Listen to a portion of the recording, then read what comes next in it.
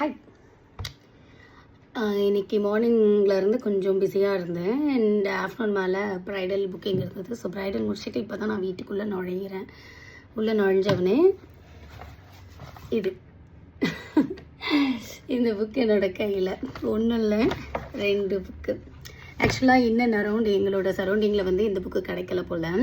எனக்காக இது வந்து இந்த புக்கு மெமரியாக இருக்கணும் அப்படின்னு சொல்லிட்டு எனக்காக எங்கெங்கேயோ திரிஞ்சு அலைஞ்சி இந்த புக்கை வந்து கொண்டு வந்திருக்காங்க.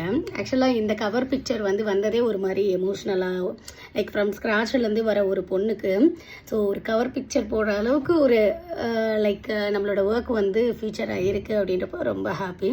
அதை தாண்டி இந்த புக்கு கிடைக்கலனாலும் பரவாயில்ல அப்படின்னு நான் விட்டுட்டேன்.